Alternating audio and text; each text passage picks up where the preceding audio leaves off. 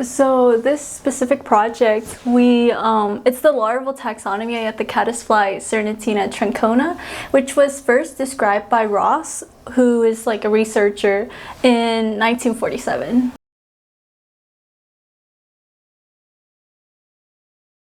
My name is Truc, like I took something. My major is biology pre-health, and I'm a full-time student. So one day in class, Professor Werfinger, I had him in my biology 1, and he was like, I'm working on research projects. If you're interested, just message me, email me, or come see me after class. And I came up to him after class, and he's really enthusiastic, and he is enthusiastic. Yes. So we got started right away. Yes. Oh, so he made it easy for you to join. Oh, he's really easy to work with. So I'd say the #1 pro is the $1,000 grant. That was everybody loves nice. that one, yeah. Oh yes, that was really nice. Another pro is like Professor Werfinger. He's now like because I worked with him, he's now a connection, and like I know I could rely on him for references, or like in the future if he could write me beneficial to your career. Yes. That's a great thing to get out of it. I guess one of the cons would be just the work, huh? Yes. So before this, I've never really worked on caddisflies before. So being completely new at working with caddisflies and working with the topic, it was a lot of work to get from like starting from scratch to kind of read all these research papers and create one. Huh? Yes. And like create a manuscript out of it. That was a con. That was a con, but you're a little better at it now, huh? Oh, absolutely. I learned a lot. So not with this project, but on another project that we're working on, we get to go caving to harvest caddisfly larvae and pupa and light trap them. So I've never gone caving before, but that's interesting. Yes, it's super thrilling, and I'm an adventure seeker, so like it's amazing to say that like I've gone caving and I've gone like I've gotten muddy and been in those like tight little spaces in the dark. It's really amazing. Research has built a new level of confidence that I never knew I really had, to be able to like completely start from scratch on a certain topic and kind of build up knowledge and like write about interesting findings and details, and being able to present it in front of other biologists that are like peers that are really knowledgeable like in the field too. So, and we get to speak on a professional level too, so it's really now I know for certain like I can tackle other situations like this. It gave you the confidence to be able to present your own ideas. Yes, absolutely. Yes. That's great. Well, thank you for introducing yourself, and so we'll get on to presenting the poster. Alrighty. You ready to present? Yes. All right, so let's just start with a little bit of context about this project. Yes, so our project is about the larval taxonomy at the caddisfly Cernotina truncona, first described by the researcher Ross in 1947.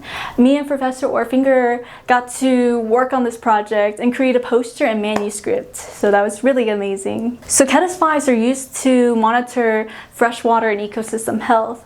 They're indicator species, so if you see like an absence of these caddisflies, that kind of indicates that there's like a problem in the ecosystem, such as pollutants in the water. Yes, and that's really bad.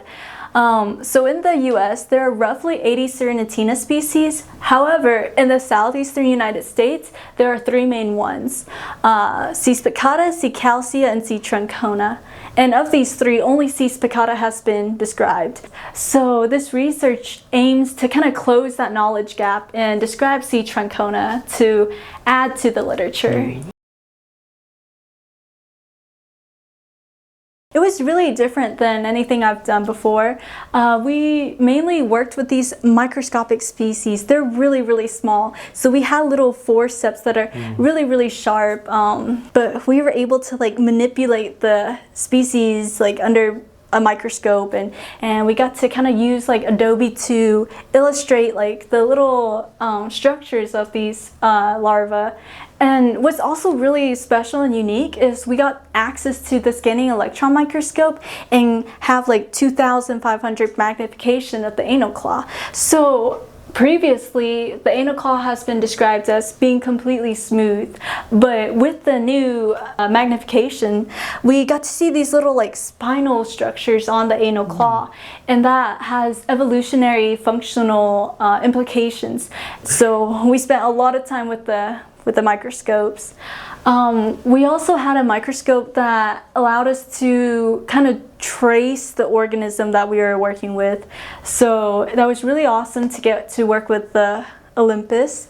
So from this research, we were able to add to the known literature. However, there's much room for expansion into this topic. Like I said, there's roughly 80 species of these caddisflies, so that opens so much more to the discussion. As well as like we describe the larva of the truncona, however, the pupa in the female are undescribed. So that could be... That's pretty interesting. Yes, yes. So we worked on the manuscript first, and this was really extensive. It's a scientific manuscript. We spent weeks working on it, months even. We had a lot of other research papers involved that we kind of used to base our manuscript off of. After that, we sent it to a journal that got peer reviewed by other editors and other people in the field and other biologists. So you're actually a part of the discussion now, huh? Yes, yes. It was a really long process, and it was really interesting to kind of get a glimpse into like the whole complicated procedure behind publishing a manuscript. Like that was really awesome. And then we created the poster, and then we got to present it at the fall symposium, which was really, really cool.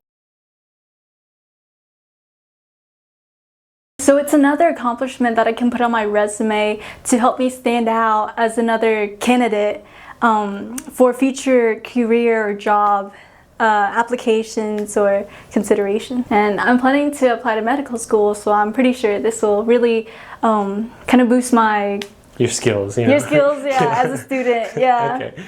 Before this, I never really understood the process behind like publishing like a manuscript or writing a paper about a topic. So it kind of really assured me that it's not as hard as it seems.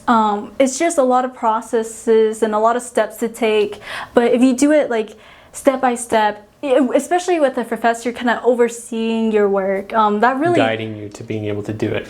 Yeah, absolutely. It kind of pulled everything together into something much more manageable. And going forward, like I know I can take on another problem like this. I can take on another project like this.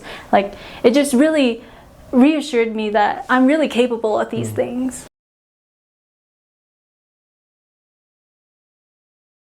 Since I've been able to be on some of the research, or been able to see some of the research that you've done, it is amazing how much work you guys go through.